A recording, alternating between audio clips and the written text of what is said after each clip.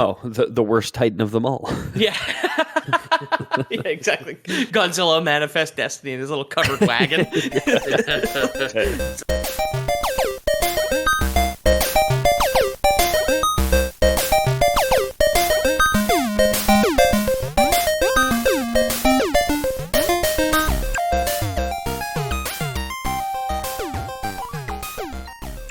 Lore Boys here, the internet's #1 big monster barking dog podcast.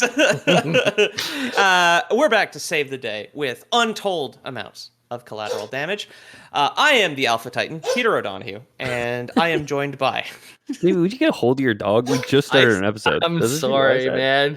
And she doesn't even have her full voice anymore. She's like squeaking out barks. She's got her smoker voice. She's sitting there on the bench, just like, and girls these days all dress like sluts. Yeah, a few weeks ago, she got some seasonal allergies and she was very itchy. And after dinner, I'll give her a bone to get her mind off of being itchy. And we've not given her a bone. Yeah, it's 2 or 3 weeks. But now after dinner, she likes to yell at me just to see if there might be a bone for her. Yeah. Is there a bonus for her? No, there's no bones in the freezer. I gave her one. The last one. No bones about it on Friday. Yeah. Text 2 now if you want Ice to get a bone. Oh, the results are in. All the listeners, or the majority of the listeners, said no. No bone for Ice. That's pretty cold, listeners. So yeah, cat people, I guess. Maybe weird. Yes, yeah. Anyway, just sadist, maybe. All I don't know. is this MSG seasoning, so I'll just put a few drops of that on. It's good for dogs. She'll be fine. Uncle Roger would be proud. Yeah, it'll knock her right out, and then she'll be hungry in 2 hours. Did you guys give your names? Or I'm Ethan. Hi, you know who I am. Yeah. Jamie, Miller, James. You're not going to start listening to the Lore Boys on the Godzilla episode. The second Godzilla episode. I mean, you might. Who knows what gets people here. Anyway. Jamie, were you on the first Godzilla episode? I feel like that was just a me and Pete, Were you in Poland? We were in my living room. There is, I don't remember if I was on I think I was. But I remember there was one that I was at and that you weren't at, Ethan, where... Well, there's been plenty, okay? Like, it's not. I wasn't saying it to rub it in your face. Similar to Godzilla, like Jurassic Park or something. I wasn't on Jurassic Park yet. I was not. I remember talking about there's the P in terrorists is silent. Yeah, that was the art. Yes, because we were talking about the terrorist dactyls or something. It was Terry Nichols, pteracycle terrorist. Yeah. Yes. And then the Godzilla one. The only thing I remember from that is "Show me the money" was very funny. Anyway, today's episode about Monarch, the shadowy government organization within... It's a butter. You got it. Anyway, thanks for listening, everybody. Well, the government started as a very hungry caterpillar, and on the first day, ate through one apple. Yeah, exactly. The government was a very hungry caterpillar, and it ate one left-wing government in South America, and then turned into a little cocoon. Monday, it ate one left-wing government. Tuesday, it ate two left-wing governments. But yeah, the Monarch is a shadowy pseudo-government. It's kind of like a para-government sort of thing. Organization within the new American Godzilla media project, which is unfortunately called the Monsterverse. And this was requested by patrons XD Drifty Zed, Commodore Turtle, and indirectly by Jodo. Jodo had actually requested King Kong, but he's part of the Monsterverse now, so this is still relevant. I know all of those names. That's crazy. I know all of them, and you could be a name that we all know too at discord.gg/. Yeah, those are heavy hitters in the Discord. Yep. Yeah. When I did like the Control F or whatever to find like who had done the request, I was like, people be mad thirsty for new Godzilla lore, Monarch specifically. And then the non-patrons who had backup here would be Saint Robin, Shogun of Ontario, and Samwell. But he actually requested Godzilla Earth, which was a CG anime that I have never heard of. So sorry, Sam. Are you guys familiar with Godzilla? Have you seen any of the newer American Godzillas? Pete, we've done an episode on it. I think I'm pretty familiar. Like all our episodes, I remember every detail. Yeah, exactly. Specifically, have you seen any of the newer Godzilla media or Kong Skull Island? I've seen Kong Skull Island. Okay, it's relevant. None of the new ones. That's the one with Sam Jackson, right? Yeah. Yeah, I've seen that one. The Vietnam one. It's like shockingly good. It's a pretty good idea, right? I like a good monster flick, I guess. Yeah. I don't watch them, but I like them when I see them. You know what I mean? You sent us, Pete sent us a 2-minute clip from the show, and it was good. I watched it. Like, it was good in that like nothing happened. Nothing really happened. It wasn't a good clip in many senses, but I was like, I saw big monster. They did a good job showing scale, and I was like, that's exciting, you know? Yeah, Showing exactly. is showing scale like showing skin? Oh, yeah, she showed scale. Yeah. Godzilla showed scale. You know what I'm Godzilla saying? lowered one of the spaghetti straps on his bikini. Yeah. Oh baby, she's showing scale. Let me get a glimpse of that cloaca, baby. Well, you can't say tits because they don't got no boobs. Lizards. I know. That's what makes a mammal. No. Yeah. Yep. What's no a live reptile? birth. No live What's birth. a No reptile? ears. No ears. I remember saying no ears very early on in the show, and you guys all were like, "No way, is that a thing?" Reptiles, a lot of them do have ears. Yeah, I do think we Googled it and we're like, oh, there's like a lizard or two that doesn't have ears. But Yeah. So for me, I've seen all the relevant films and have watched all 3 of the Apple TV show episodes. The Apple TV show is called Monarch: Legacy of Monsters. It's fine. It's definitely worth watching legitimately, in quotes, wink, wink. Unless you have Apple TV Plus, then it's worth a watch. Well, like unless you're paying $30 a month or whatever for Apple TV. Yeah, exactly. Yeah. I had Apple TV Plus because it 3 months of it came free with an iPhone I got. Yeah. And I watched the Tom Hanks Navy movie where it's called Greyhound or like something like that, where it's just a by the book, super technical Second World War movie where a American battleship is being pursued by a Nazi U-boat, and it's just good. Like that is it. So I've seen the 1999 Matthew Broderick vehicle. Oh man, calling a Matthew Broderick film a vehicle is a little passe, maybe, but Yeah, exactly. Famous murderer. He killed Broderick. 2 people with that VHS. Yeah. Wait, what movie is? So there's German pirates following an American ship. No, and it's Tom Nazis. They have Hanks submarines. Oh, Yeah, Das Boot. look at me! I'm the captain now. Oh, very fancy. Das Führer is the captain now. How you like it? How you like it when the Führer takes your boat? Super well-dressed Hugo Boss pirates in that lifeboat with Tom Hanks. Yeah, exactly. Jesus Christ. But yeah, I think that all the current Godzilla films within the MonsterVerse, one of the things I found really funny is just like, how is it that there's 4 MonsterVerse movies and 3 of them are enjoyable, and this is like a Warner Brothers picture? And they've been struggling to make a Superman movie for 15 fucking years, but they're like, yeah this lizard that has no dialogue, we're great. Well, I mean, that's the problem with the superhero movies is the dialogue. Like, they keep trying to like make the stories like deep and impactful, and it's like, no, just give us like good fight, you know? Yeah, Godzilla at no point says that just happened. So I suppose there's that like a mark in his favor.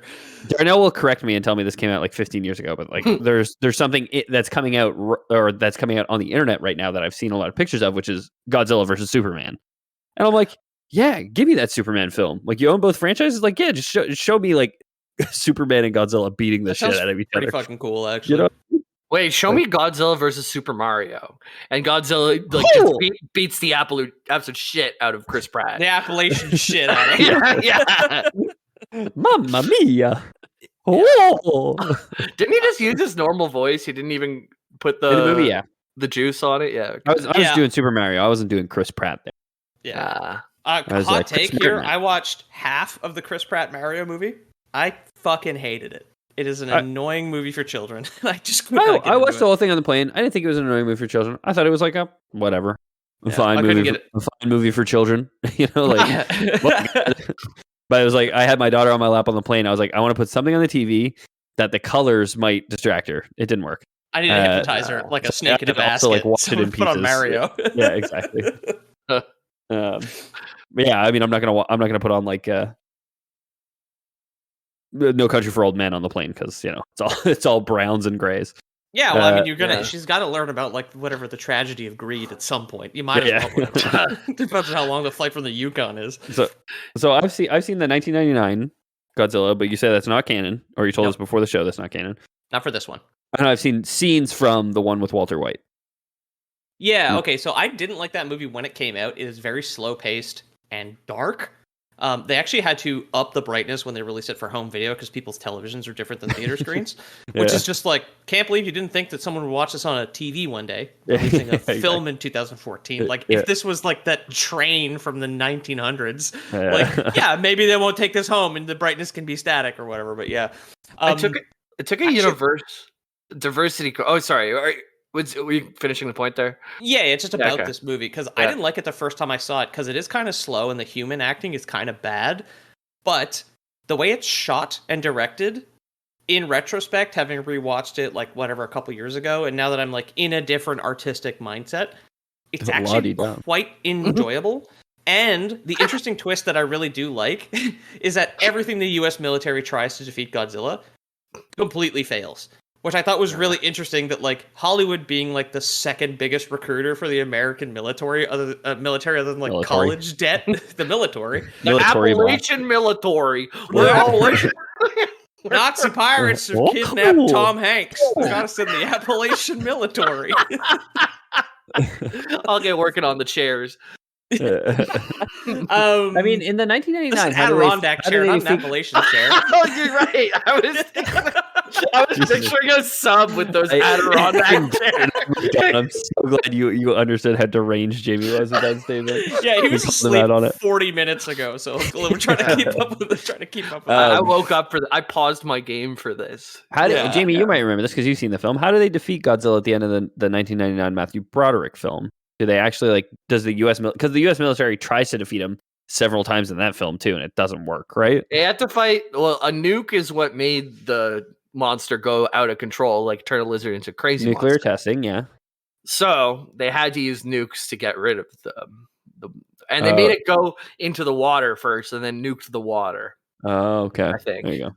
No, I have no idea. But what I do want to know is which came first. Chicken or the egg? Chicken or the Godzilla? The King Kong or the Godzilla? Well, King Kong film came out first. It came out in the 30s. Yeah, okay, cool. Sure. In university, I took a course on music, and King Kong was one of our music of the movies. And King Kong was one of the first movies that had like what's it called? Soundtrack. Diegetic music.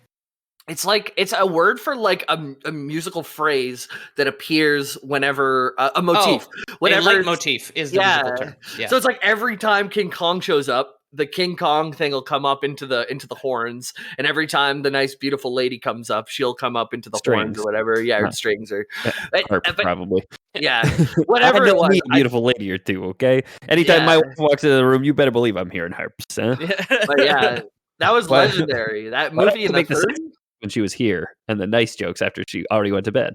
That's for the bonus. You can listen to go to patreon.com/SolarBoys if you want to hear the sexist jokes I made in front of my wife.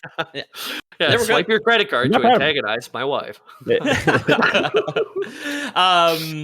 anyway, and then the second movie, Godzilla King of the Monsters, is a great time with a great villain monster. A lot of good action. The human side story is actually kind of enjoyable as well. The actors are visibly having a fucking fantastic time.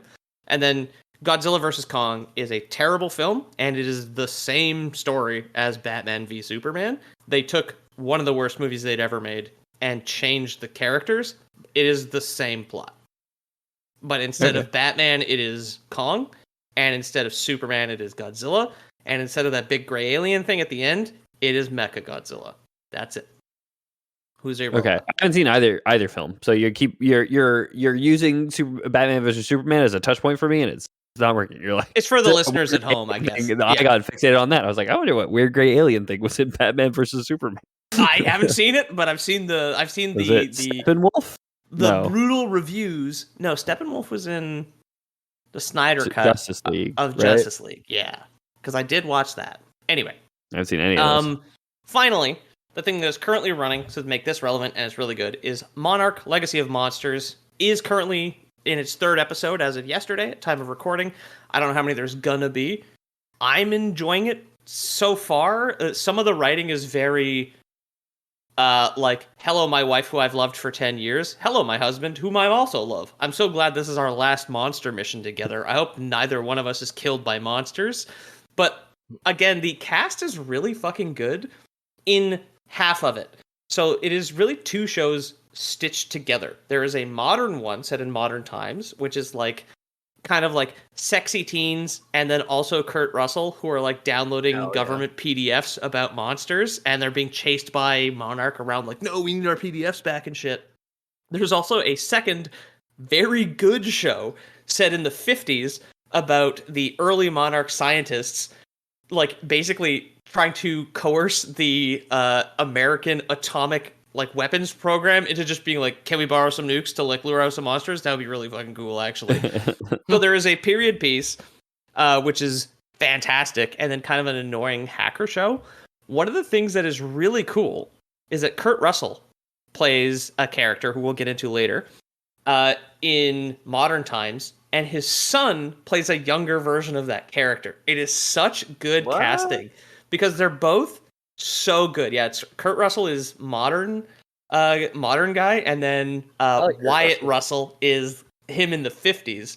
And one of the things that's so funny is they make a joke about it where like Kurt Russell's like getting into a car to escape the Monarch facility, and he's like he's just lore dumping to one of the hackers.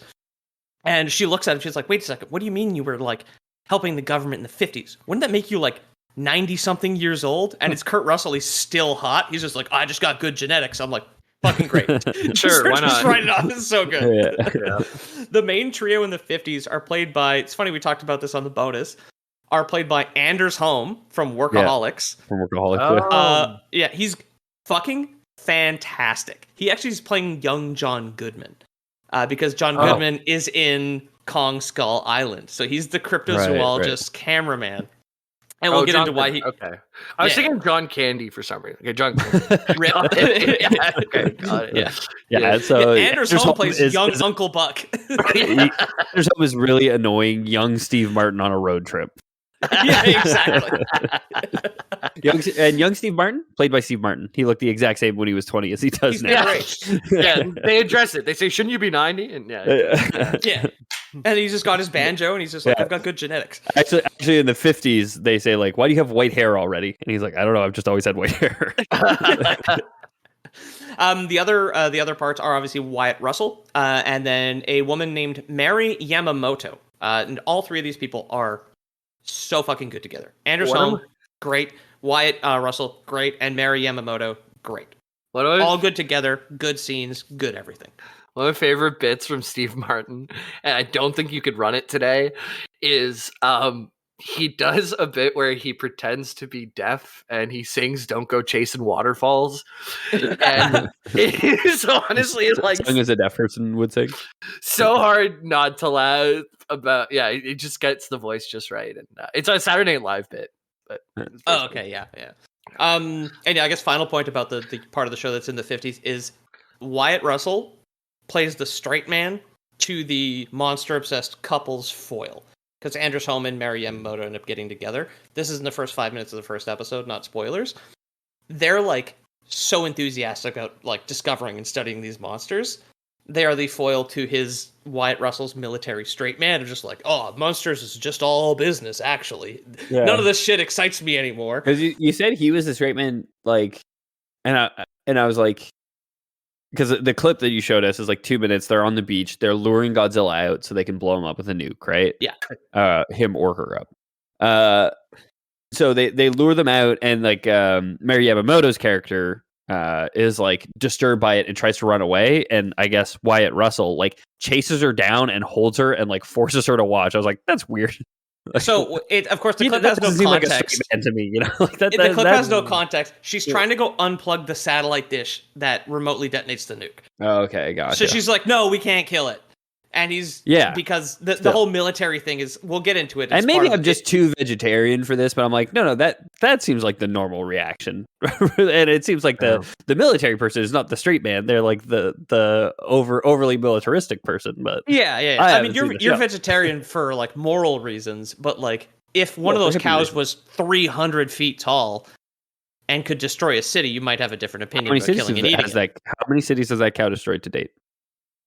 At present, oh yeah, I mean, at that point in the 50s, Godzilla hadn't destroyed any. Oh. So None, Ethan, so, like, in the problem where the train is speeding at the three people who are tied on the track, the train hasn't hit anyone yet. So absolutely. it's not. Yeah, my, I got no reason to unplug the train. I got no reason to unplug the satellite that's speeding towards the train. right. Just let the chips fall where they may, baby. Or do you kill the Godzilla and then you reduce the amount of people on the track? Right. No, I feel I like mean, you kill the Godzilla. that's a false equivalency, though, right? Like, there's no, like, I'm saying there's no evidence that the train is heading towards three people so far. Like, you have no Right. reason to, like, the train has never run over a person before. A person has never died to a train before. You Why do can't you think trust that? a lizard. Can't trust a train. You can't trust a train. Yeah, trains aren't lizards. Lizards are trains. There's no difference. I can't trust a train. So, Yeah, The train fuck off, won't trust Thomas. you. Yeah. Fuck off, Thomas. No, you can't borrow my car. so yeah. Now we're gonna get into now we're gonna get into Monarch, the titular government organization. So, according to Kurt Russell's character, whose name is Lee Shaw, Monarch was founded sometime in the late 40s, following the end of the Second World War and the dropping of the atomic bombs on Japan. There was a viral marketing website for the film Kong Skull Island that specified Monarch was founded in 1946 as a joint operation between the American and Japanese governments. After blowing up two cities, 5 months later, just being like, there's huge bugs, we need to work together. Crazy deal. No, yeah, Like when they're still rebuilding. I feel like tensions would have been a little high for any kind of joint initiative on the like shadow cabal level, you know? Yeah, I know. Although they planned this whole fucking thing from the start, right? I mean, Like, yeah, I kind of said it, then I was like, oh, but you know, if you look at like Blackstone and like other private, you know, Vanguard and stuff like that, it's like, oh yeah, they kind of transcend borders and are probably like agreeing to send nukes to each other's countries when it pays. So yeah, exactly. It's like a para-governmental organization is just like, I mean, para-governmental or para-governmental? Am I right? Para-governmental cases, baby. These people Yeah. are crazy. These people do be cray. So yeah, this was kind of organized and set up after detonating two atomic bombs over Japan, and like some unknown early encounter with a massive unidentified terrestrial organism, or MUTO, which is the UFO acronym, which obviously we all normally say as UFO, right? Just in general parlance. Parlance, rather. General Pierre. I don't know if anyone. Appalachian military.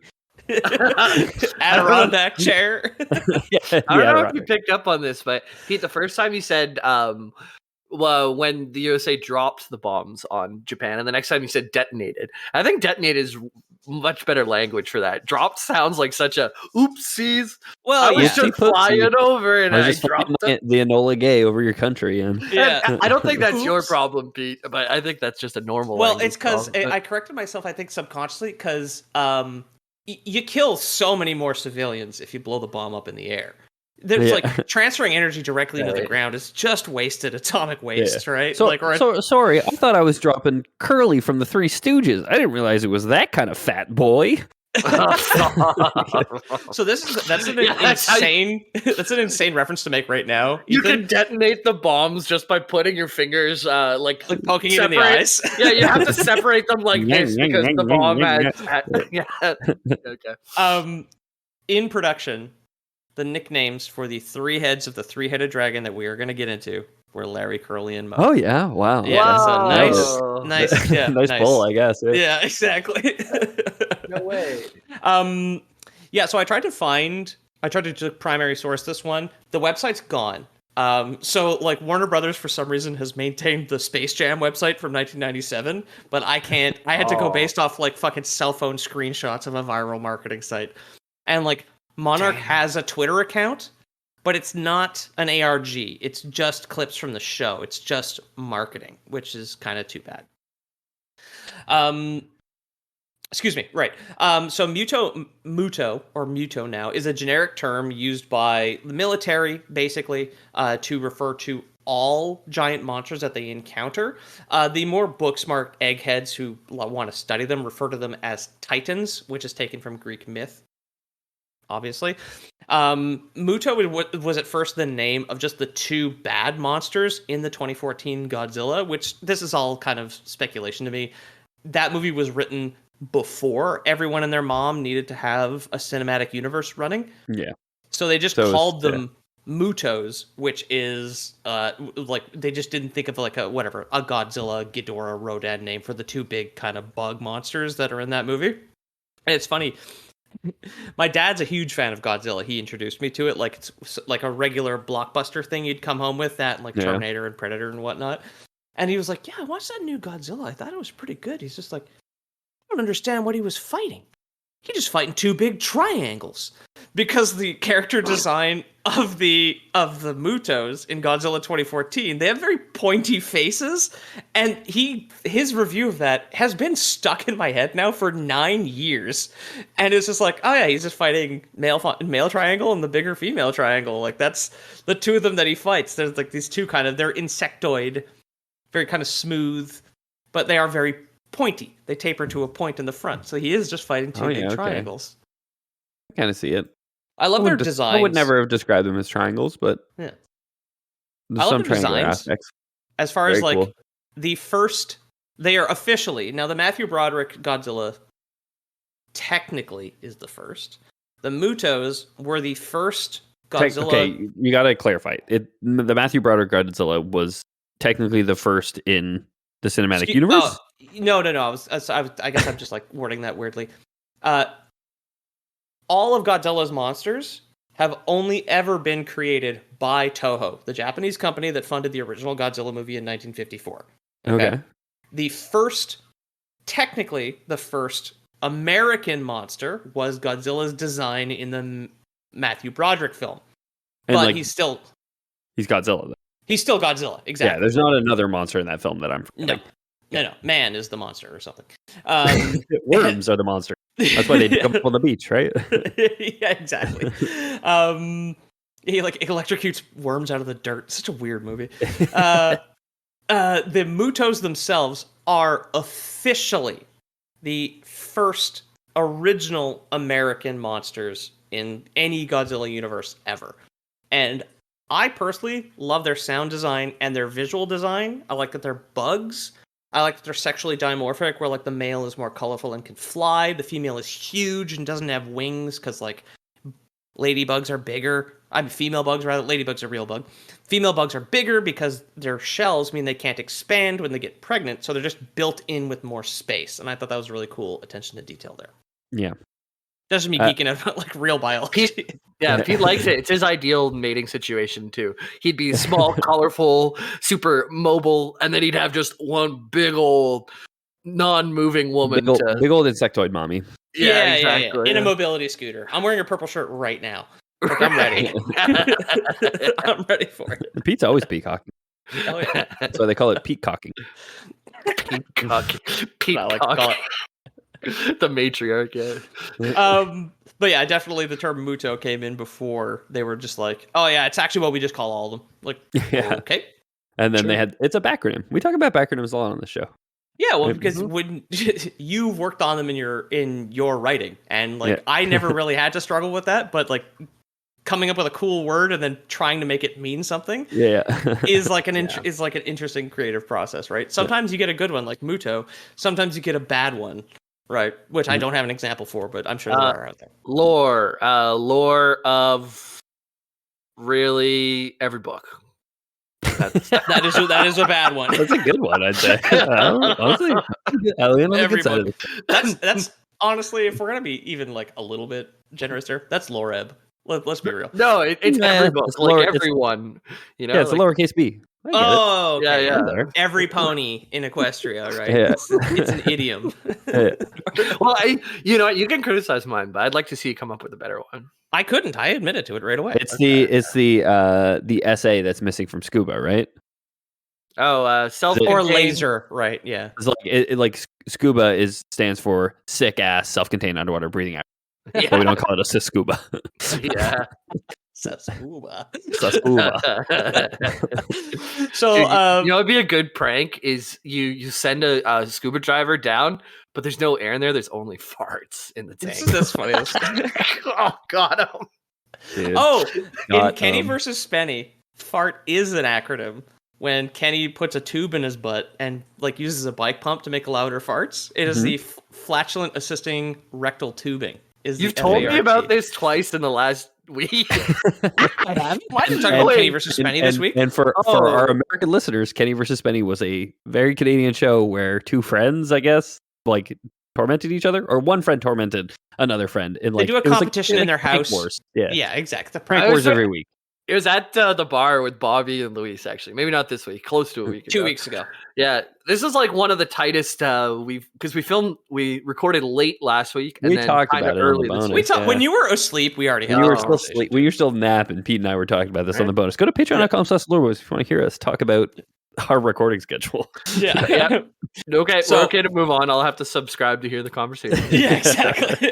I'll pay you your own $3. So yeah, the term Muto becomes more widely used, but they eventually switch it to Titan after they kind of backronym and like retcon this all back into this whole universe. So every Titan from Greek mythology, dragon in any myth, or gigantic monster from any kind of folklore just is or was alive and real. Yeah. Now, they Godzilla canoned it at this point. They took it. So like the biblical Leviathan, the South American Quetzalcoatl, like this flying wind serpent, and even oh my god, Mokole Mbembe, which is apparently a Congolese dinosaur, which is just chilling. It's some kind of landlocked Loch Ness monster, basically. It's like supposed to be like a Brachiosaurus, like the long neck from Jurassic Park, is what Mokole Mbembe is supposed to be. Mbembe. It's canon. Apparently you get to see it in Godzilla King of the Monsters. I found a screenshot. You can't fucking see it. But it's like escaping really does from just look like a Brontosaurus, though. Yeah, exactly. The Titans were active all over the planet for hundreds of thousands, maybe even millions of years. Many of them headed underground to hibernate and feed off the Earth's natural radiation for unknown reasons. Centuries ago, there's no real time frame for this. Basically, what we can infer from the films is they started to hibernate after cave paintings were invented and before everyone had a camera in their pocket. So you guys can bring up the first image there. It should be the yellow one. It is a cave painting of Godzilla. Is the Earth naturally radioactive? I think so. Like, I mean, sure, to some extent. Bananas all these are elements radioactive. occur in nature. Bananas are radioactive, right? But like, there's no like you go closer to the core and it's more radioactive. I don't think. One, I don't know. Have we been Two, down there? that is the exact excuse they give in the film. Is just like, no, Godzilla sleeps at the bottom of the ocean because it's closer to the Earth's core, and he eats better. Like they absorb radiation as sustenance. That's why they use the nuke as bait in the clip that I sent you, and as well as the Mutos in 2014's Godzilla lay their eggs on a nuclear missile that they wanted to use to kill them, but it turns out it helps incubate their eggs or something. Yeah, no. So I'm looking it up. Terrestrial radiation, one of the four main sources of natural radiation, per nuclearsafety.gc.ca, so this is the government of Canada, is saying comes from natural deposits of uranium, potassium, and thorium, radioactive minerals. We have tons of uranium in Canada. Like Quebec has tons of uranium. Uranium fever. It comes from radioactive things. It doesn't come from the Earth. Like, and I get what they're going for. Maybe is that like, oh, the sun's radioactive, where it like fuses hydrogen. Yeah, sure, but like the Earth doesn't do that. That's why we're not a star. Yeah, right. It's just an iron core. That's all we got. They're just trying to explain like, I know, how much food does this giant thing need? It's like, well, none. Okay, this is the first time I'm drinking on an episode in a while. It feels like, is radiation magic rocks? Feels like it is, right? Yeah. Hit it. Yeah. It's a rock that I wouldn't pick up. Moment of silence. Yeah. Oh yeah. I read a great Tumblr post recently, and it might have been in the Lore Boys Discord server, honestly. That was like, oh, if you were writing a book and electricity didn't exist in the real world, like you would get so criticized as that being like really lazy magic. Like, what you're telling me? Everybody just has like this orb in this house that glows because of like electricity. Like, well, how does it work? Like, what do you mean you don't even explain it? You just say that like everyone has access to this thing in their house and it could just like just works. Like, even further back, like same thing with fire, right? Like all like anything. Yeah. So humanity's use of atomic bombs and later nuclear power plants is what awakened some of the Titans, including Godzilla, or at least brought them out of hibernation, right? Like, he was probably very content, curled up in a little loaf like a kitty cat. Yeah. Close to the core of the Earth. A big load of uranium at the core of the Earth. Yeah. curled up in the box that it came in, right? The uranium's on the floor, and he's in the cardboard box next to him, right? Well, he's and in this thing is 300 feet wide. He's in like the submarine drill train that they took to the core in the movie, the mid-aughts movie, The Core, right? Yeah, I remember that Godzilla movie can survive so fucking well, because like towards the end of the year of my high school geography class, my teacher is like, when the exams are done, all your tests are done, and the teacher for some reason is still working for 10 additional days. Yeah. I remember my geography teacher, who I remember he was missing a finger that he lost in a motorcycle accident, just like wheeled in that TV, and on VHS we watched The Core, and it was like, yeah, this movie's probably okay for 13-year-olds and also slightly educational. It's like an incredibly violent action, movie where multiple people are boiled to death in hot lava. Okay, cool. It would be funny if he lost a finger in a motorcycle accident, but he never rode a motorcycle. Hit by a motorcycle? That's less funny. Just run over just his finger by a motorcycle. Just like two motorcycles were driving down the highway with a piece of piano wire strung between them, and he decided and he was pointing at somebody. He licked his finger to test the air direction. But he was actuallying someone on geography. He's well, actually, there is radiation in the Earth, and then he's sticking up his finger and. Yeah, he was drunk, which I only figured out as an adult because he did tell me. He did mention, he's like, yeah, I was on my motorcycle and probably shouldn't have been. Really? And at some point I blacked out, and when I woke up I was missing a finger. And like, as a high school student, you never put together, it's like, oh, this teacher was like shithoused on a motorcycle and thankfully didn't kill anybody and only lost his finger. Pete's there in his Dare shirt, like, couldn't be me. Yeah. That's my purple Dare shirt that I just got. The use of atomic bombs and nuclear power is an interesting spin on actual UFO conspiracies. I've been on record here, I don't believe in UFOs, I don't believe in aliens, but a lot of UFOologists and conspiracy guys do say it's like, well, maybe they started showing up after the use of the atomic bomb because they recognize humanity has opened some kind of Pandora's box. Sure, yeah. We crossed the threshold. Exactly. They're just like, well, no, we need to... And of course, they don't just show up to be like, well, don't. All they do is crash their chrome orbs into the desert so that we just speculate for 60 years on what the fuck is happening. Get us to stop using nukes. Exactly. I'm with you, Peter. Like, I don't believe aliens have ever been to Earth. You know, like the universe is just too dang big for it. But that is a surprisingly salient point for like conspiracy theorists. Every now and then, Broken Clock is right twice a day. That's one of those ones you can be like, oh, maybe they're right about that. Like there is this. Like, there are some pretty well-founded scientific principles, like the Fermi paradox that says, like, the reason why we haven't been visited by aliens is because, like, anytime any civilization gets to a certain threshold, they destroy themselves, right? So, like, I could see if civilizations had gotten past that certain Fermi paradox threshold, that they would, like, look out for that in other civilizations, other galactic civilizations, but yeah. So big, they would have to have some sort of crazy technology that would like detect a bomb going off faster than light in other places because they would be so far away. Like, to even just notice that shit is happening to us, they'd have to be within a certain range. Minuscule. But yeah, we're such a speck of dust in the galaxy, let alone the universe. Could be out there, problem is like just given the size of things and like the vastness of space and the very fixed speed of light. Like, aliens now are just starting to get radio broadcasts from like the 20s. We're just teaching them about racism.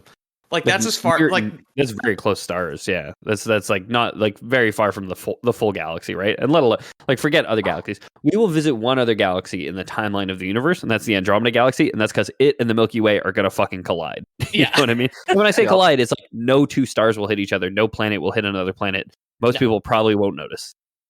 I saw a cool thing about most people won't notice. Future alien people. I saw a thing recently that they were like trying to detect what's in the core of the Earth. We were talking about it before, and they found this big mass of. Earth has a tumor. It was Godzilla. It was a type of rock or metal that didn't match up with the rest. And they thought that it came from when the moon hit Earth and then before it became our moon. Oh, yeah, of course. That a big chunk of the moon, since it was so big when it hit us, right through.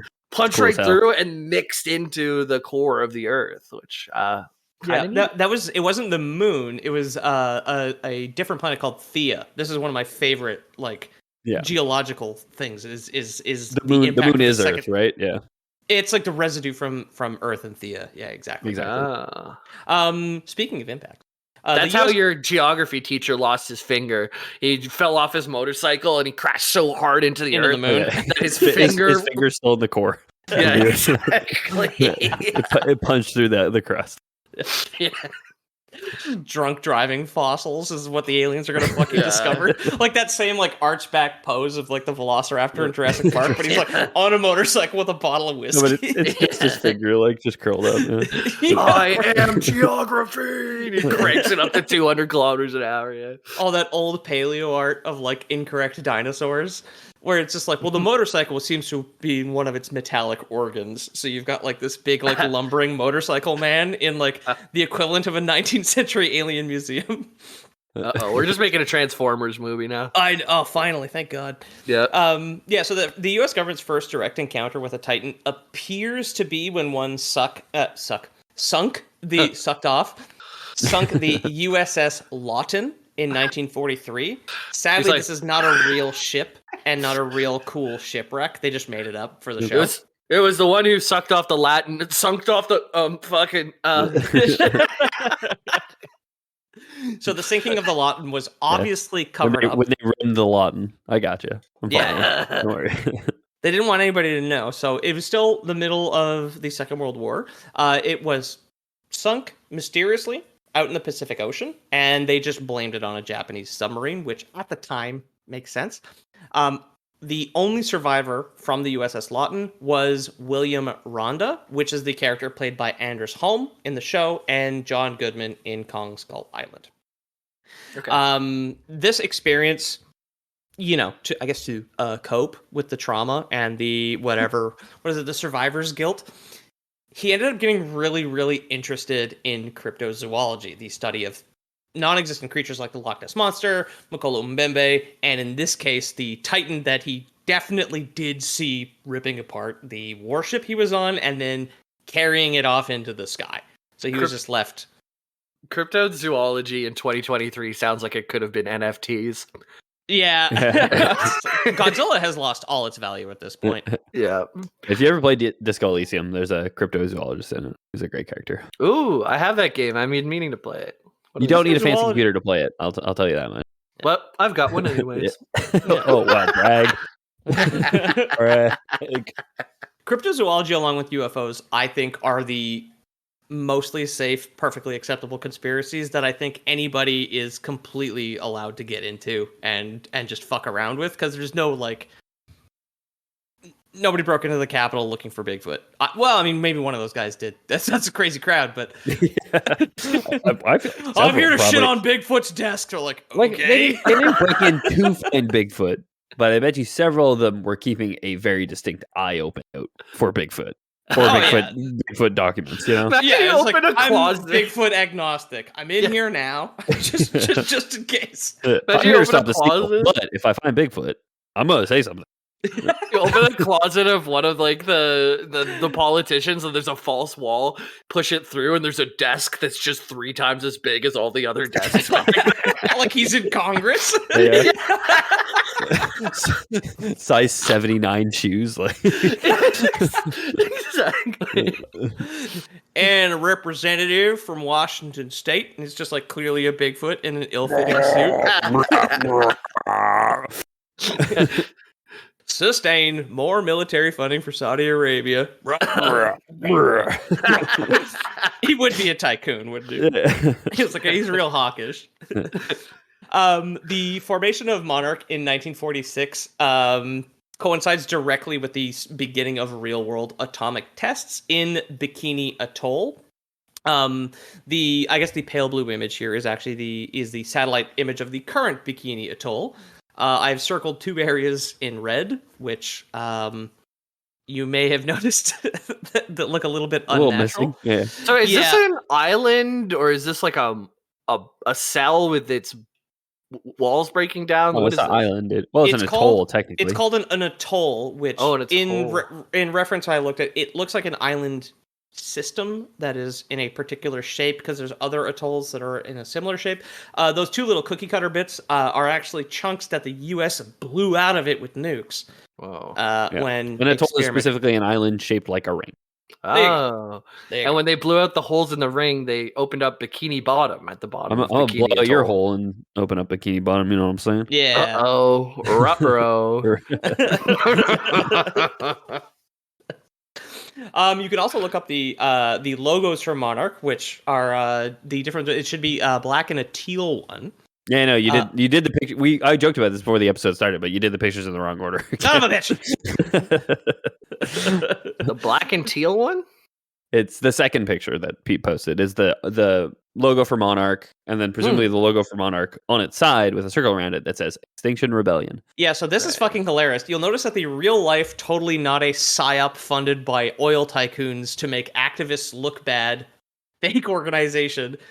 I think at least that's a conspiracy I'm into. Extinction Rebellion just stole the fucking Monarch logo when they were founded in real life 2018, 4 years after the Godzilla movie came out, and just rotated it 90 degrees. Oh yeah, that's. So I like the rotation though. It people- adds more of like a time element. It's to an it. Looks more hourglass, like an right? hourglass, right? Yeah. And less like a butterfly.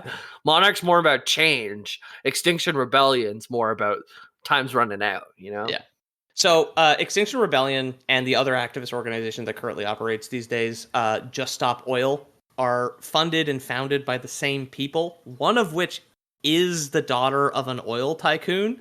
And the reason people say it's a psyop, this is, again, a conspiracy. The reason people say it's a psyop is because all these people ever do is fuck with normal people. Oh yeah, These are the people who, like, sit in the road to fuck up people trying to get to work, which is why people are saying it's fake. we were just talking about conspiracy theorists, and like, hey, I'm not big into conspiracies with the government. When it's corporations, absolutely, every single one, I buy it, no problem. Yeah, you're telling me fucking oil did something? Like, oil companies do make and sell and produce books for children, for like young children. That's just like, oh, like what would we ever do if we ran out of oil? They have like a Bill Nye knockoff that's like essentially just like super pro oil. Climate Town, they're like the different dude, the younger Bill Nye that loves oil. Yeah, exactly. He's just fully funded by oil, and it's just like, anytime you tell, like, if it's a conspiracy theory that the government did something orchestrated, I'm like, no, the government is like a bunch of fucking idiots. Like, they can't pave fucking roads. They can orchestrate shit. What they can do is they can take kickbacks from corporations who are absolutely shady fucks doing all the worst things in the world. Yeah, like no problem. Have you guys ever listened to the Bill Nye theme song, the Chinese version?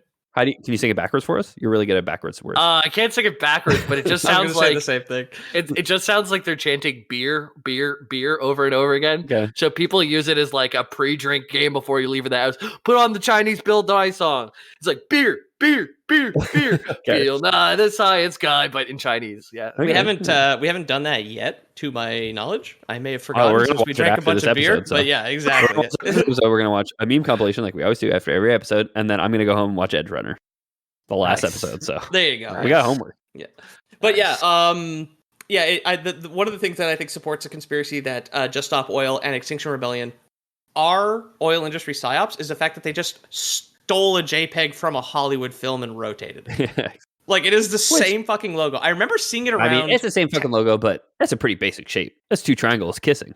And it's almost an infinity or 8. Yeah, the Monarch one is an infinity if infinity was sharp edged.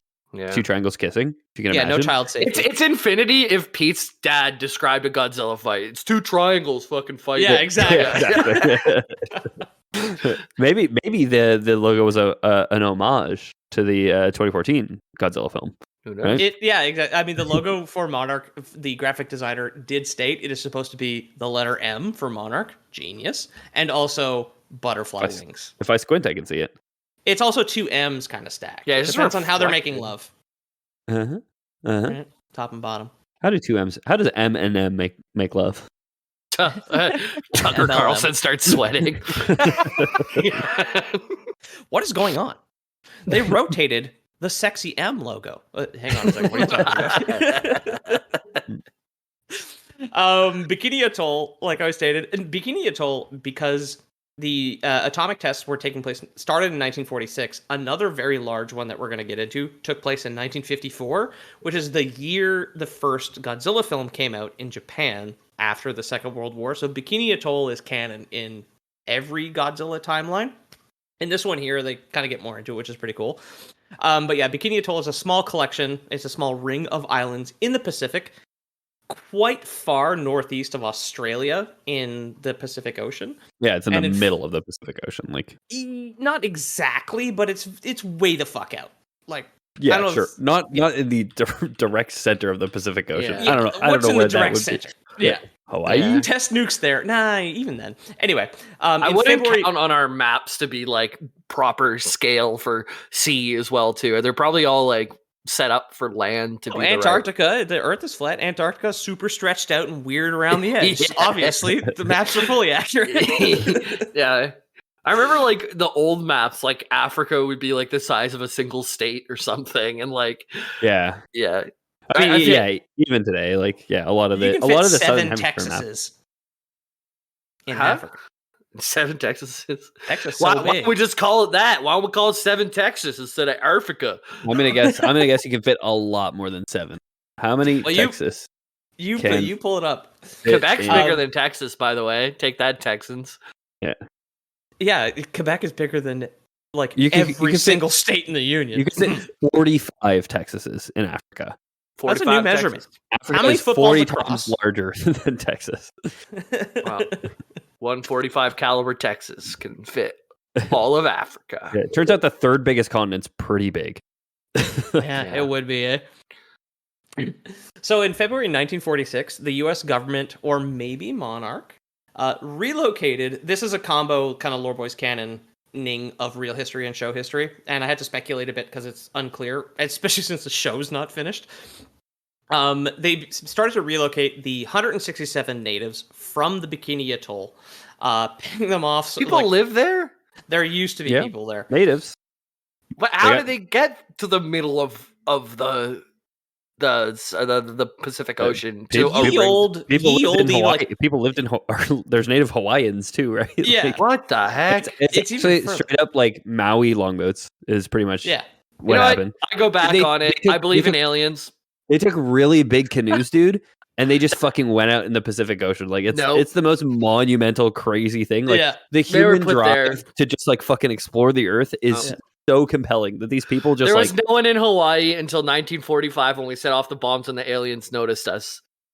That's when they put Hawaiians on Hawaii, and that's when they put the people on the... that's it. When Pearl Harbor was attacked, that was actually a big psyop, and no one was on Hawaii at that the was time. when that's where they were transporting Hawaiian aliens. That wasn't what got the U.S. involved in the war to drop the bomb in the first place. Only thing that makes sense. Only thing that makes sense.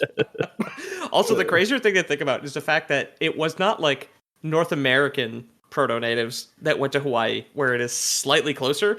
It was the Polynesian dudes like leaving the Philippines in wooden boats.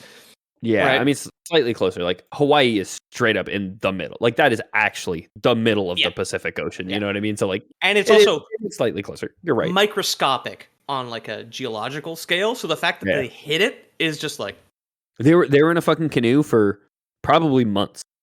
Oh yeah, you know what I mean? Like it just fucking survived long enough. Drinking seawater, going completely fucking crazy. It makes no sense. None of it makes sense. You can have a baby on that ship, and its first steps would be like in the boat, right? Yeah, for it takes so fucking long. Yeah. Assuming you like packed up all your pregnant women to like make your death march out into the middle of the ocean, right? People are nuts, and especially ancient people. Like their drive to just like explore and figure things out was just like with no like internet to distract them. It's like, what the fuck do you do without the internet? I guess I'm just gonna build a longboat out of palm trees, and then I'm gonna sail. I'm gonna head out. I could die out there, or maybe in a generation, I'll be some kind of emperor. Who knows? So many people must have left Papua New Guinea and like never returned, and people kept doing it, being like, well, they must have found something.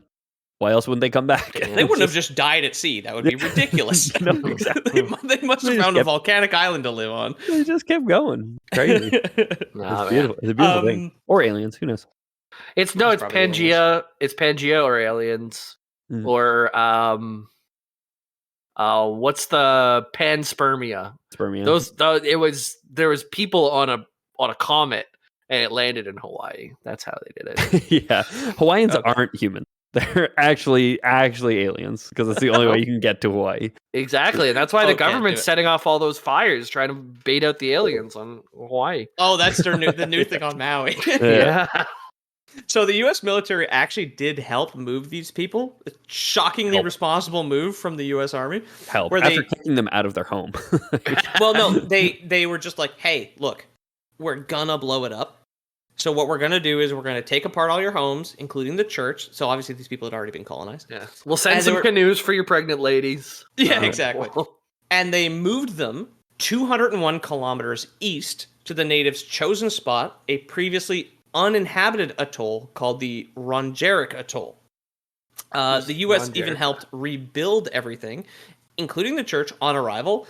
An issue that would become immediately obvious is that the Rongerik Atoll is 1/6 the size of Bikini, so everything got real cramped, and the reason that humanity on their canoes had never colonized it ever is because there are no fucking resources like food or water on the Rongerik Atoll. Of course. So the U.S. military gave them 2 weeks of 1946 MREs, and they were just like, cool. Well, I hope that doesn't affect your diet of presumably coconuts and fish. Yeah. It's like, here's a lasagna that's been in a warehouse for 9 months. Yeah. I hope it doesn't do anything weird to your gut flora. Yeah. One of the things they would give to people who are going on long sea travels around that time was a MRE that was just filled with hard candies.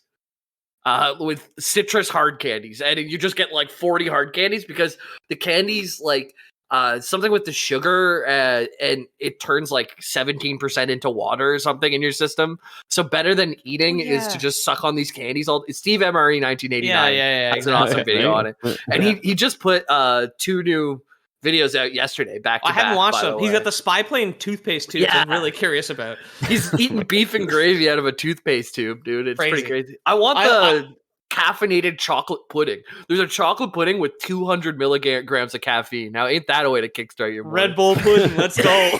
You can't even, that's above the legal limit for an energy drink to have in Canada. That's a lot of caffeine. You can only get 160, I think. I think a coffee is like 30 milligrams, like something like that. It's about, yeah.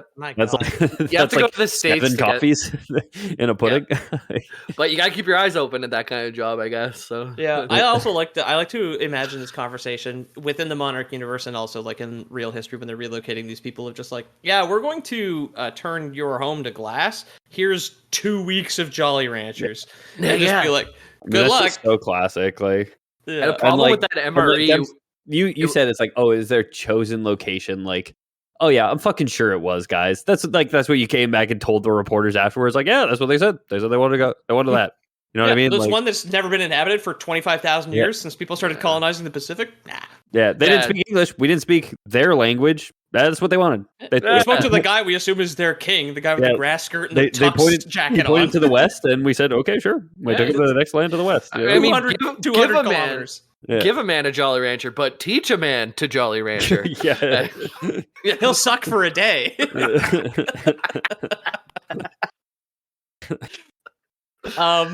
Aware of the facts that the people they just moved would require food and water, they obviously left the islanders with a couple of MREs. One of the other reasons that this island was not colonized, which we skipped over when we got into the bit, is the fact that the natives also believed that this island, the Rongerik Atoll, was haunted by demon girls from a neighboring island of Uje. Clearly their chosen island that they chose to go to, right? Clearly what they told you, like, yeah, no, they were saying don't anywhere, just don't take us to the fucking haunted island. Yeah, exactly. No, dude, don't take us to Ghost Island, please. Here's 500 Jolly Ranchers. Just kick it on Ghost Island for a bit. The whites need to science. You need to move.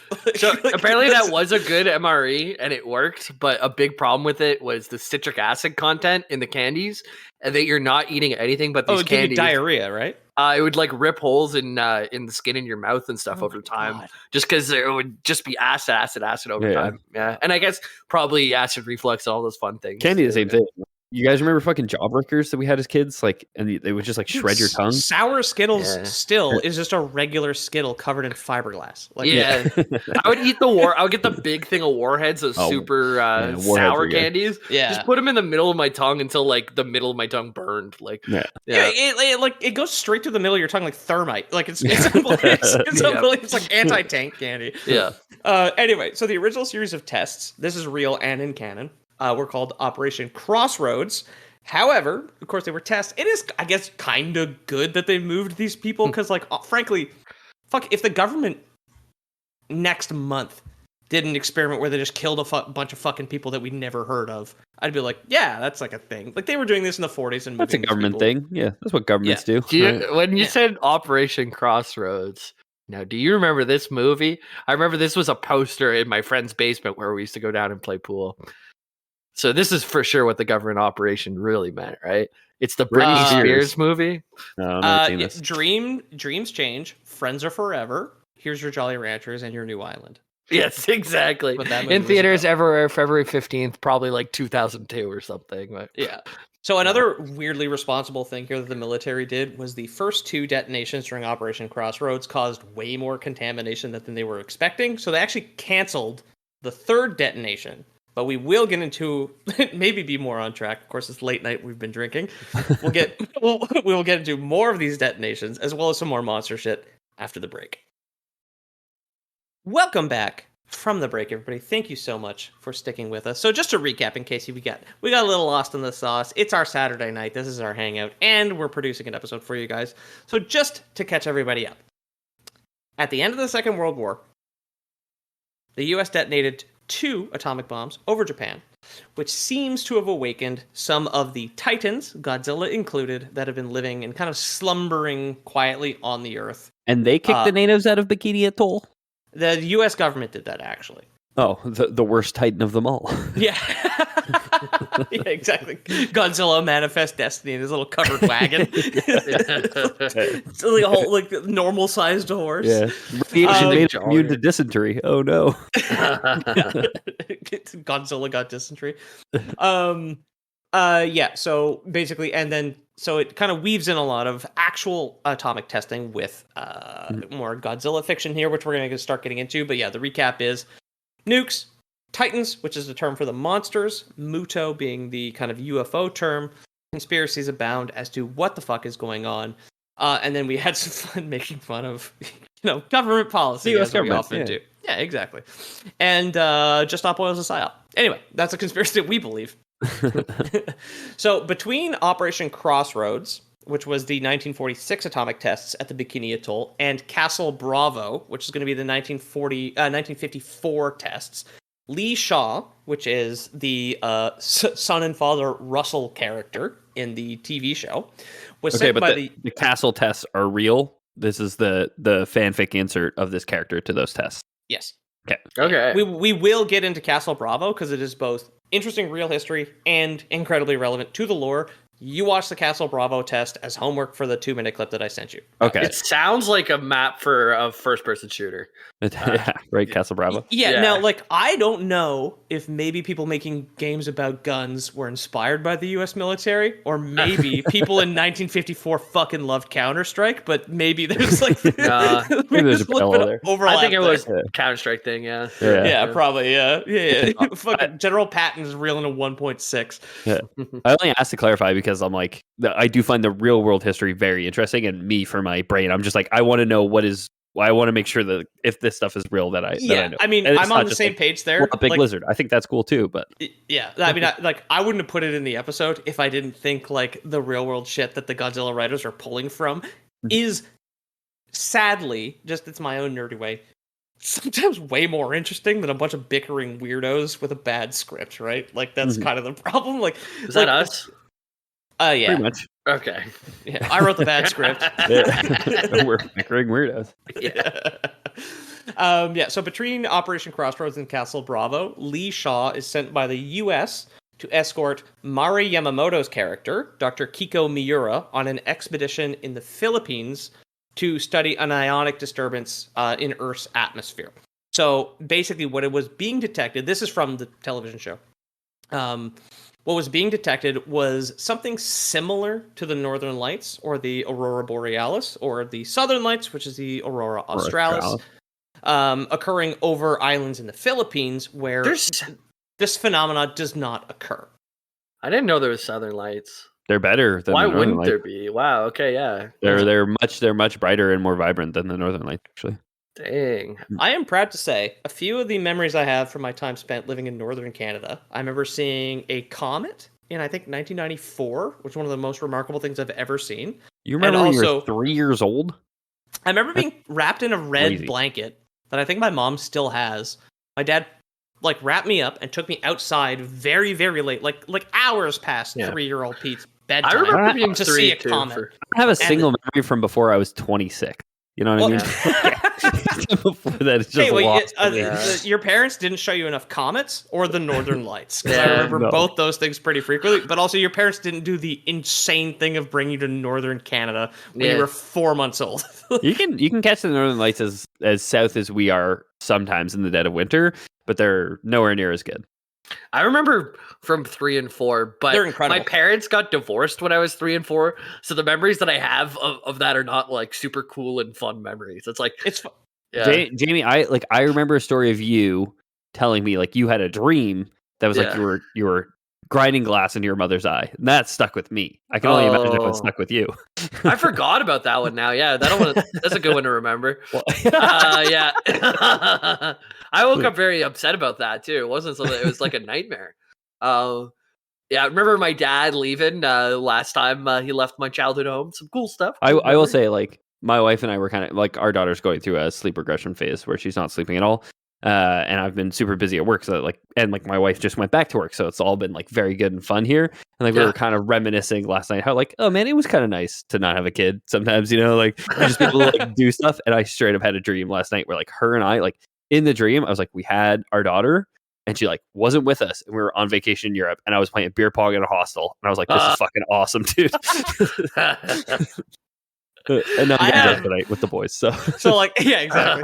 I remember seeing the comet. I remember seeing the Northern Lights. Thankfully, my parents got divorced so early. I have zero memories or trauma because I have no memory of them being together whatsoever. Nice. I was like 18 months old. Nice. So you're saying if Ari and I are going to get divorced for Abby's sake, we should do it now? Yeah. Oh, yeah. Okay. Yeah. Soon. Speaking of single life, I had a busy day. I played 8 hours of Cyberpunk, took a 3-hour nap, and woke up to drink with my friends. Hard day. Which way, friends. Western man? Anyway, yeah, they're getting an ionic disturbance in the atmosphere above the Philippines right now. This is it's not real. It is a real thing in real Filipino folklore that there is some sort of kind of magical entity that causes disturbances in the atmosphere, that causes lights in the sky. They use it as like, kind of like shaman explanations for again, like various phenomena. We get northern lights here sometimes too, and like I'm sure in the Philippines you get like, especially like before cities when like there was so much light pollution. I'm sure you do see like weird shit in the sky from time to time, right? Yeah, exactly. Like no lights, and you're like in the middle of the ocean. Of course, it's a large archipelago, like a system of islands. I feel like it's too far north to get Australis because it is quite far. I think it's pretty close to the equator. Yeah. Yeah. So I this is from like another podcast, from the Bad Friends podcast. They have a Filipina who comes on named Rudy, and she's telling you about how in her village they believed that this one woman's spit was magical. So like, let's say you had a hurt foot, the lady would come over and then lick your foot, and then your foot would get better. Where did this woman grow up? Sore stuff in a small village in the Philippines. Yeah, I was gonna say, what's she, 170 years old? Like, there's no way. I feel like that's pretty common folklore is like magic spit. Yeah. Okay. Yeah, I don't know. Anyway, our ionic disturbance here. Maybe you could spit on people's feet in the show. The show's not done. It could happen, right? Yeah, I suck my Jolly Rancher, spit on your feet. So the ionic disturbance appears at regular intervals and takes constantly. You know how the northern lights look? They kind of like squiggle a lot. They're very unpredictable, Yeah. very kind of rainbow colored. The ionic disturbance above the Philippines currently, this is in 1954. Oh no, 1952. Excuse me, I did not say that earlier. It always takes a predictable S-shaped pattern and happens at regular intervals. Dr. Miura compares it to a bird migration pattern. So there's like a seasonal aspect to it in some capacity. The southern lights make S's and the northern lights make N's. Yeah, that makes sense. Yeah, that's where we get the letters on the compass. They don't. I can only assume this is like Godzilla nestling around the uranium core of the Earth, like is just moving in predictable patterns in his sleep, right? You're not projecting different patterns on the night sky. You're not too far off, actually. Okay. So this is like very plot convenient, but I don't mind it because it's a good scene. They run into William Rhonda in the jungle because they're actually following a similar trail of evidence, but he is looking for his old ship, the USS Lawton. This leads again, I do like the show. It's very charming, but there's some scenes that are so fucking bad, and I did have to put this one in here. This leads to a staggeringly stupid scene that is so funny, where he has his notebook with his S-shaped pattern that he's been following to find the USS Lawton. And Dr. Miura has her S-shaped pattern that's like a printout of a radar screen or whatever. It's got the lines on it and the squiggles with the wind patterns and whatnot.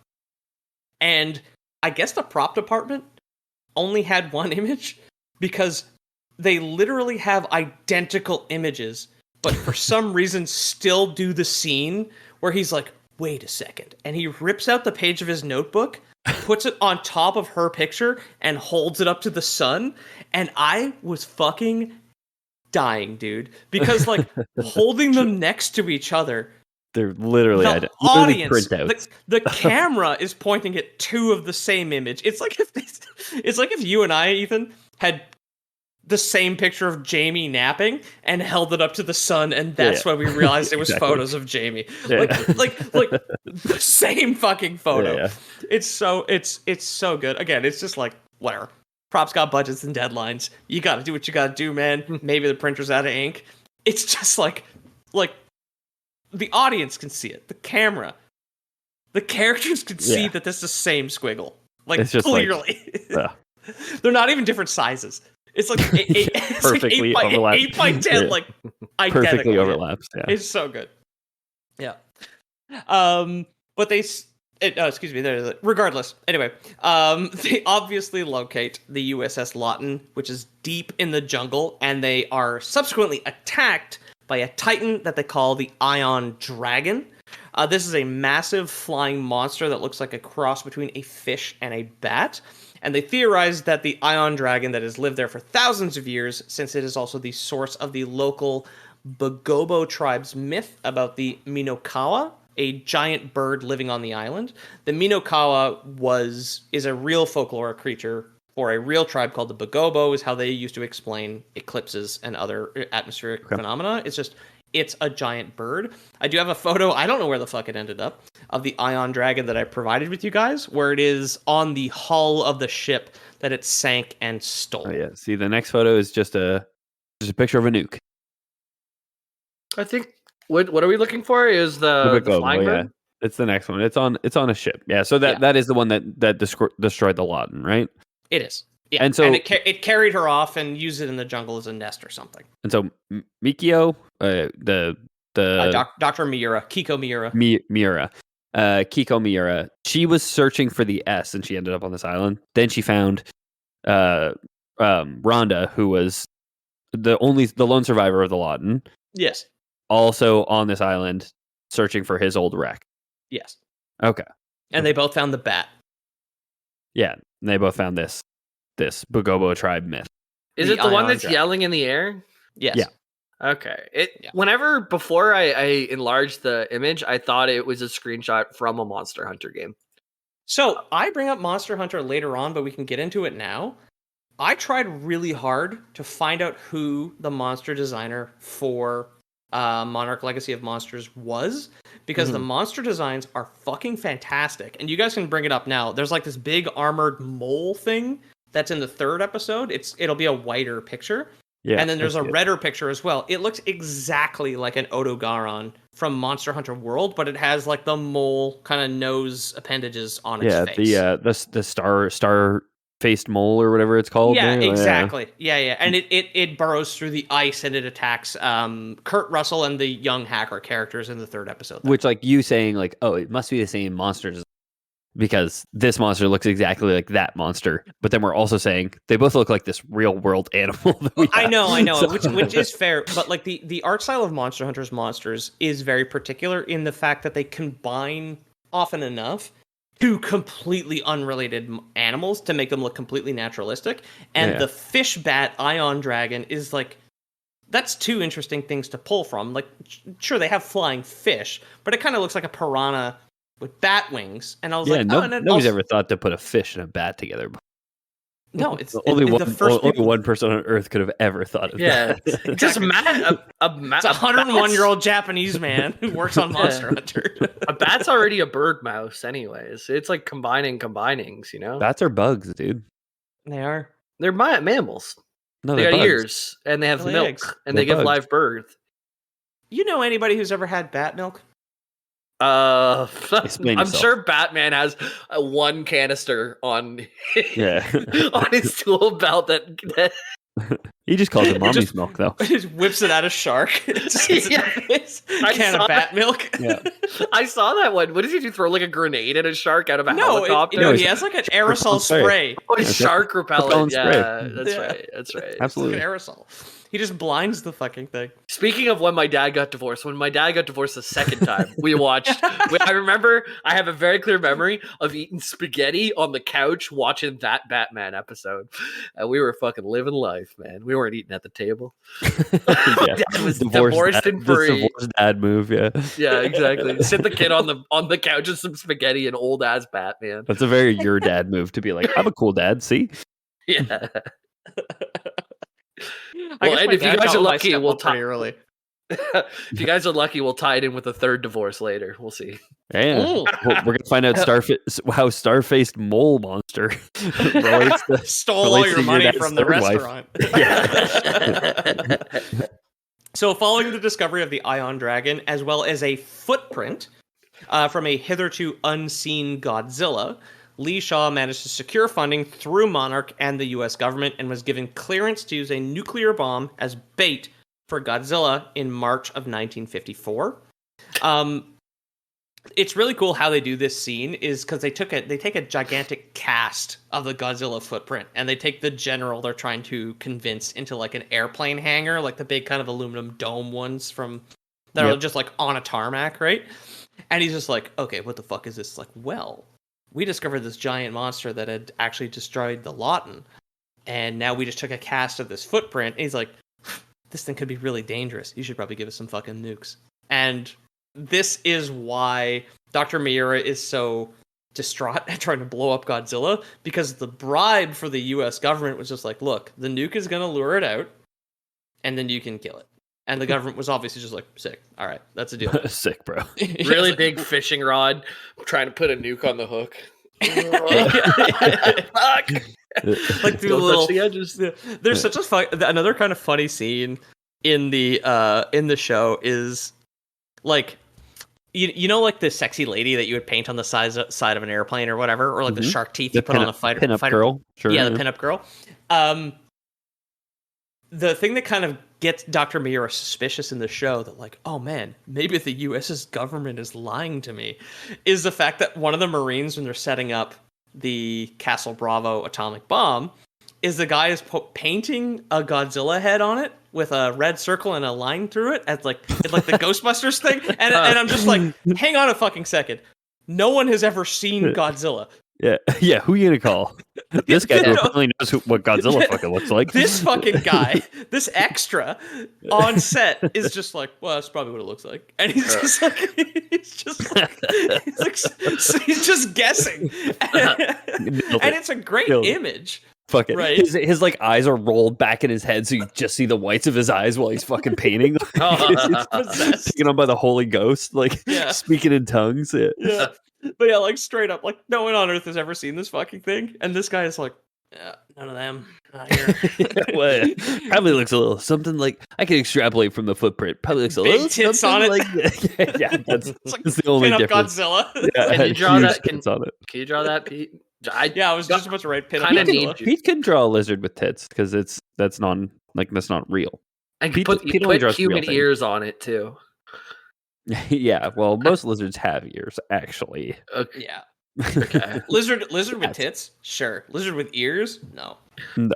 No one give will it believe that. give it forked nips too.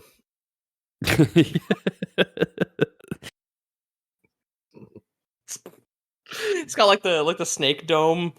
Like, like snakes don't have eyelids. It's just got the little domes over its nipples Yeah. to keep them. Yeah. Imagine you smelled with your nipples. I was just about to say that. Little known fact: snakes smell with their nippels. Yeah. That's with their belly down. How would your life change if you smelled with your nipples instead of your nose? Shirt change. I probably wear a lot of different kinds of shirts. You'd I'd know probably- when you had BO sooner, quicker, for sure, right? Probably. Yeah, that travels probably pretty fast. I'd probably be like way more judgy about my detergent. Yeah, it couldn't be too strong for sure. Right? Hmm. Yeah. Yeah, well, I have to think more about this. I'll get back to you guys. Hang on. We need another episode about it's like, what if a snake with nipples wore a shirt is going to be our next episode. At some point in the show, I think I didn't have time to go back through the 3 hours of footage that is currently out. Dr. Miura explains that the Titans absorb radiation to sustain themselves. I explained this earlier on in the episode because this is part of Titan lore. I don't recall her ever explaining this to anyone in the show. So the idea that they were going to use a nuke to lure Godzilla out, again, which no one has ever seen, is just like a, well, you've seen the movie moment in the show where the editing is already a little bit schizophrenic. It's a little wonky. I think in a flashback to 1959 in the first episode, where Dr. Miura is like apparently killed by giant spiders in like a Soviet like a nuclear power plant. I think she talks about it because, again, a lot of the characters have weird lore dump monologues when they're not talking directly to each other and they're talking to you, the audience. I can't remember where it was placed, but I don't think she explained to the general that the nuke was bait. It happened either off screen or in a different conversation. Sure, It's a bit weird. Anyway.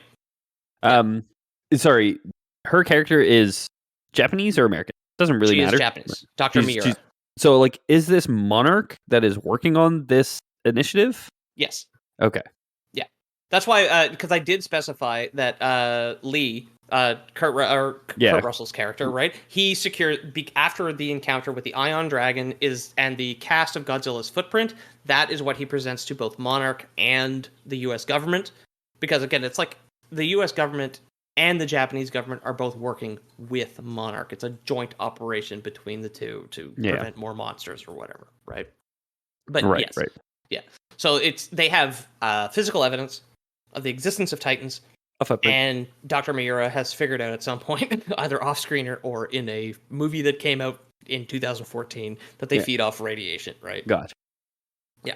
So the real test in 1954 was the Castle Bravo atomic test. So a lot of this is canon, but the real world implications are also interesting. So in universe, the military was secretly paranoid that Godzilla might be a communist or something. So they were just like, well, we're not going to tell these fucking nerds we're going to kill their lizard. But like, they really did set us up to just blow the fucking thing to pieces. They went along with Shaw, Miura, and Randa, but fully intended on, like, I guess, saving the CIA some time and just blowing the fucking thing up as soon as it came out of the ocean. Hindsight, of course, being 2020, we know Godzilla cannot be harmed by atomic weapons. No, he gets stronger. Yeah, exactly. They use an atomic weapon on him in King of the Monsters, and he basically goes fucking Super Saiyan. Yeah. Which is a very cool scene, and a lot of the effects side of things, just kind of geek out about that, is the fact that Godzilla is so charged up and so hot towards the end of King of the Monsters. I guess his bra has burned completely off his body at this point. Nice. Right? He's got them Godzilla titties out. Yeah, you'd better believe it. I'm happy for him. Yeah, but as he approaches things, like the environment catches fire before he touches it. So there's like one of those big, like, you know, those big cranes to build a condo or whatever. Mm-hmm. Like as he's approaching, he's off screen, but it starts to melt and then he passes by. And I was just like, that's a really cool attention to detail. That's cool. Yeah. I remember you showing us a clip of him shooting like a light beam out of his mouth or something too. I have a memory of a Godzilla doing a Kamehameha out of his mouth, and I have no reason to have seen that other than this show. I think like every single Godzilla that has ever been put to screen has atomic breath. It's like his thing. I don't think the 99 one did. I don't think the Matthew Broderick one did. Did it not? But it definitely is. Like the Kamehameha mouth is definitely a Godzilla staple, I think. Okay. The last episode, there was a reason why we watched one of those clips. I don't remember why, but anyways. Yep. I don't recall. I'm struggling to remember in the 1999 I didn't bank one, that one. I don't think so. Yeah. Not at the front of my brain. And Darnell, the front of my brain's the last thing that's working right now. Yeah. Someone will tell me. Darnell will save us. Yeah. Right. Anyway, so what's going to happen post Castle Bravo when the show is unknown, because that episode is not out. The cliffhanger of the show is the Castle Bravo experiment where they blow up Godzilla. He's actually not revealed to be still alive in the television show, but you know he is. Yeah, It'd be I know, really weird if they killed him.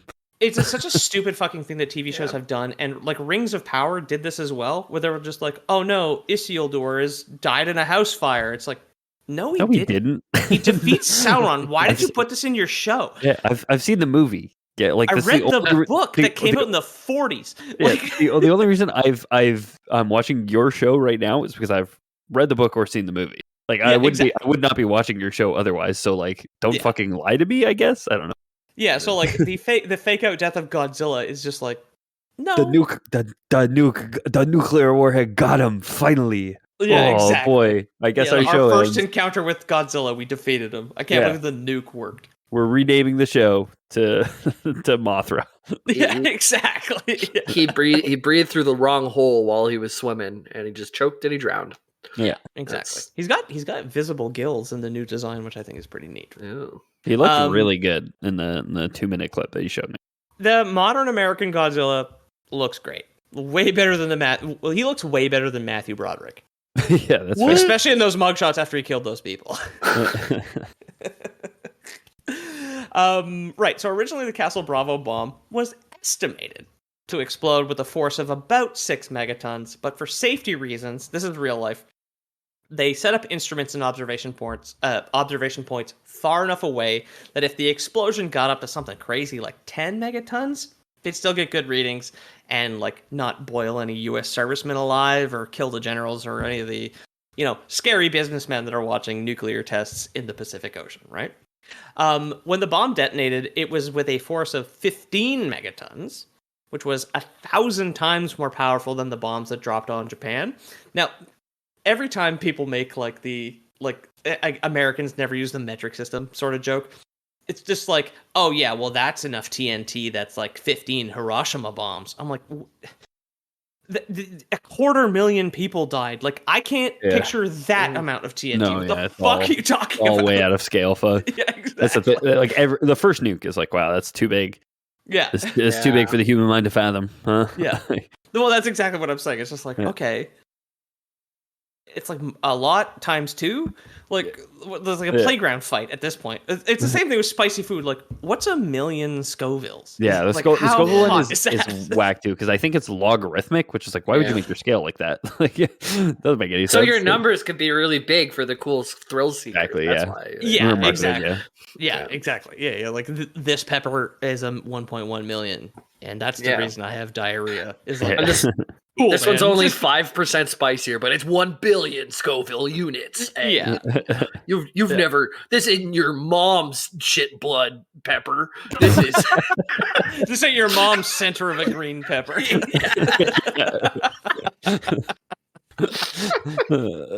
an old callback. It's a good old Louise. Oh yeah. So the Castle Bravo detonation ended up being the most powerful nuclear device ever detonated by the United States.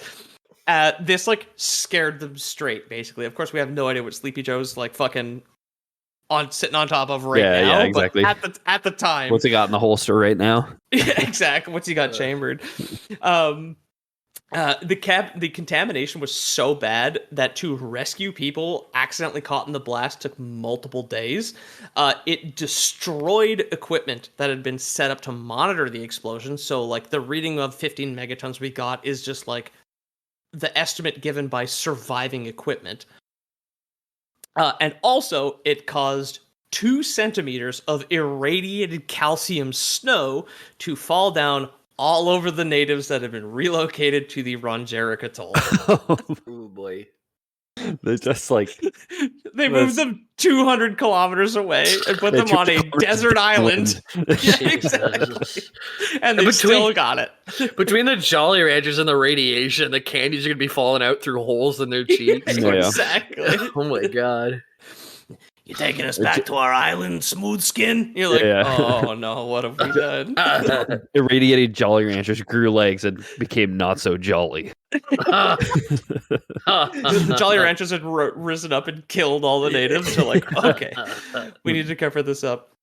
By the way, if you ever, where are these Jolly Ranchers? I guess they're down south somewhere, huh? I've never met a rancher, but anyways. Yeah, I was gonna say, have you met a cantankerous rancher? Fiddy in the Discord, he's pretty jolly. Is he a rancher? Yeah. Okay. Yeah, Northern Cali, yeah, Cali swag. He's got a ranch, yeah. All right. Well, we can change his name in the he Discord. He calls it a ranch anyway. Jolly Rancher. Yeah, sure. Yeah. A big lawn with 2 horses. Look. Yeah, so the real detonation of this bomb obviously became an international incident when radiation was detected as far away as Japan, Australia, and California. So it's Mr. Biggin. Yeah, the Castle Bravo experiment was too much. Even for the 1950s U.S. government. Yeah, I mean, there's another classic one from the 50s that I'm not going to remember the name of the test, but it's like the admiral or whatever who was like in charge of the fleet. It was like an at-sea bombing. Like they just blew a nuke up underwater essentially. They had some like dummy ships that were like set up near it to see what the damage would be, and it blew up and like splashed water all over the ships. And then they just like put servicemen back on the ships, and the admiral was like, I'm not sure men should just be like cleaning that. And they were just like, sure enough, just like straight up, just like scrubbing like asbestos, no mask, just like scrubbing the deck with like just like full of radiation everywhere. Jesus. Yeah, it's funny how like the woman who discovered radiation was killed by it, and people were still like real fast and loose when they started blowing up islands with it, right? Yeah, I mean, throughout history, like they made soft drinks that had like radium in it, right? That was like, the radium girls are putting on our faces. Yeah, here's your glow in the dark soft drink or whatever with just pure radiation in it. Go ahead and drink that. Turns out not very. Yeah, sit 2.5 inches away from the TV and drink this, kid. You'll be fine. I mean, I fully believe 30 years that's going to be like Teflon. You know what I mean? That's microplastics. Like it's just like I mean, Teflon's a current thing, right? Yeah, giving us all cancer all the time. It's just we're going through the exact same thing right now. We never learn. I know. It's just some new poison that we discovered that makes like slightly cheaper garbage. Yeah, exactly. Every time you nap, you swallow a credit card in your sleep. Or at least I do. Don't leave your credit cards at Jamie's place. The average year makes blacks there. So I would love for this international incident to be woven into the show. Of course, the episode is not out. I'd love a cover-up Godzilla episode to come out, just all bureaucrats, all of the like good conspiracy shit trying to hide this experiment. Because in the 2014 film, as well as in Godzilla vs. Kong, there are multiple conspiracy characters who absolutely like believe that the CIA had Godzilla kill Jack Ruby to cover up the JFK assassination. Okay, when I said earlier that like I believe conspiracy theories when they're about corporations but not about the government, I didn't include the CIA in the government. Most of those, if a conspiracy theory involves the CIA, I'm always like, I'm open to hearing you out because they'll fucking do anything. Me too. You know? They like straight up, because some of the stuff gets declassified after like 60 years, like classification has an expiry. Mm-hmm. The CIA does just do stuff without the approval of the president, and then tell 4 presidents later what they did to the guy who died of old age. Yeah, exactly. Right. Like, I mean, forget declassification. Like, look at Ollie North, right? And like look at the banana republics. Like, there's so many things that the CIA has done that you're just like, Like, what do you mean they did that? What do you mean they just like straight up destabilized several Central American countries to make bananas cheaper for a Yeah, I corporation? know. And still, right? Yeah, I mean, I'm sure to this day. To today. I mean, we're from Montreal. Episode could be an op. Yeah, we did MK Ultra here. MK Ultra, exactly. We're from Montreal. Yeah. MK Ultra. So it's a hometown special. Like the CIA funding it in Canada at a university. Because like did it. Yeah, because I'm going there the eggheads. I'm going for McGill training in like a day and a half, so maybe I'm gonna get MK Ultra. Maybe I drank the coffee the last time I was there 3 weeks ago. What are they testing? Was there a credit card in it? You're just like, that's odd. Yeah. It turns out being credit cards in my sleepover since I attended a McGill corporate training. Yeah, exactly. I was tired enough that morning to probably have drank a whole credit card in my coffee. I take my coffee black, just like with an Amex in it. Yeah, no. How do you take your coffee? Black, platinum plus. Yeah, platinum plus, please. Yeah. So, Walter White, Bryan Cranston, does play a conspiracy theorist in the 2014 Godzilla. His character does get killed off very early, but his like whole Godzilla was an inside job character is great, and he is expanded on and kind of turned into a very good cartoon played by a different Brian Henry, who plays Paperboy in the show Atlanta, which is fantastic. He just plays Godzilla Alex Jones. He is just on all time. It is a comedy role in Godzilla vs. Kong. He is, in my opinion, other than like some of the effects, the best part of that movie. And again, I watched Alex Jones sing "Mother" today, and it's just so fucking good on his show, dude.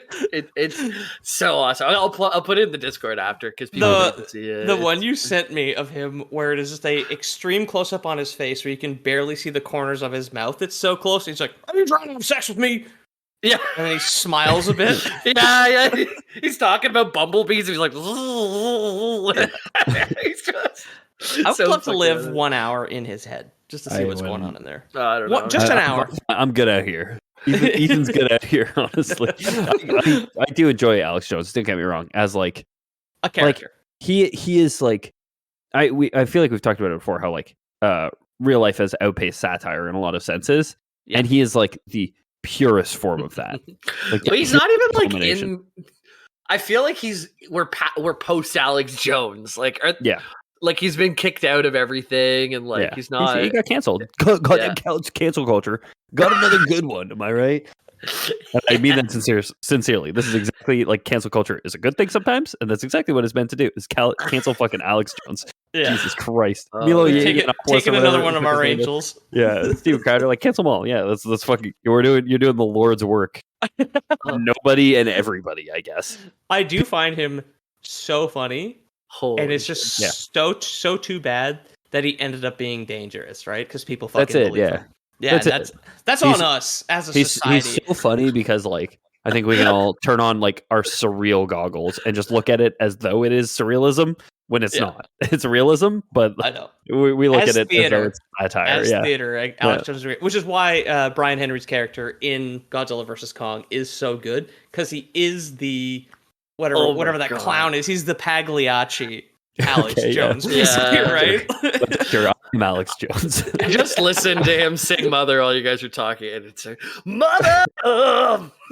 He's so into it. I love it. Okay, we'll watch it after. Jamie, every time we do an episode of Lore Boys, you guys should know, Jamie always has a backtrack of Alex Jones playing at the same time. I would love all things considered. He's off everything mainstream. If someone could get us like an Alex Jones cameo of like Lore Boys here, the internet's number one or whatever, like just for one episode. Pay Alex Jones any money on our behalf, please. Like, please, nobody give Alex Jones a fucking red cent on our behalf. Does he have a cameo? I'm about to pay him. We got Alexis Jones. Damn it! Oh my God. If you can trick him into doing it for free, if you can grift him, I'm all for it. Don't get me wrong. But that would be great. Don't give him a dime. Let's bamboozle Jonesy. So we're gonna wrap up here. So the film Kong Skull Island follows the Monarch-funded mission to Skull Island in 1973 and the discovery of Kong, who is an ape-like titan. They specify that he is not a big gorilla. No, idiot. He's not a gorilla. Ridiculous. Why He just the looks fuck would you think exactly that? like one. And he also is canonically a gorilla. Yeah, he looks and acts exactly like a gorilla, but isn't because he's bigger. Yeah. That movie is, I think, genuinely a good creature feature. Like, I don't have like a it's good but for Kong Skull Island. Just fun, like cover to cover, I think, personally. Right? Over the following decades, Monarch would continue to refine their methods of detecting sleeping titans all over the world, constructing outposts close by to monitor the monsters as well as study them. Outpost 56 is set up on the fictional island of Isla de Mara, off the coast of Mexico, where Rodan, a giant pterodactyl monster, is sleeping inside of a volcano, and they discovered him in 1991. He is in Godzilla King of the Monsters. Looks great scene. He's one of the classic Godzilla monsters from Rodan the old is a classic. Guys wearing costumes. Rodan, era. Mothra are the two Godzilla monsters, other than Godzilla, that I know about. Yeah. The iconic monster Mothra hatches from a gigantic egg in China underneath Facility 61.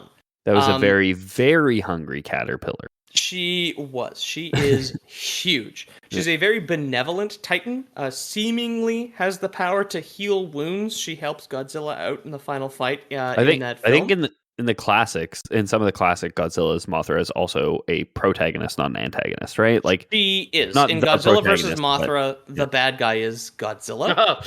Yeah. Wait, guys, have you seen Alex Jones singing Mothra? Mothra! You can heal my wounds! The big bugs under the waterfall are free, Joe. You can take them. Yeah, exactly. So she has a gigantic egg in China under Facility 61. She is not great in the movie. I feel like she's kind of wasted. Sadly, she doesn't have any real powers. She just has the power. She's a big moth. She looks great, like great character design. She kind of just has the power of all bug.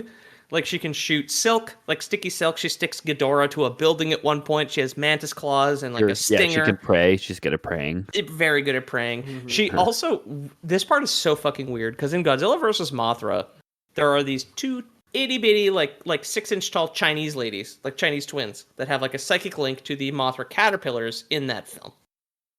The single Chinese character in Godzilla King of the Monsters, whose name is Eileen Chen, like, there's this one weird cut that I guess is a reference that when Mothra appears in the final fight, Eileen Chen looks as though she's like experiencing like a spiritual moment, as if like, oh yeah, well, she's the Chinese one. She's also psychically linked to the big moth. It's such a very weird, scene and shot, right? Well, there's only a handful of Chinese people, so if there's a Chinese monster, then probably one of like the 6 or 7 Chinese people that exist. They can read his mind. Yeah, I probably could read. Yeah. Like, some link to it.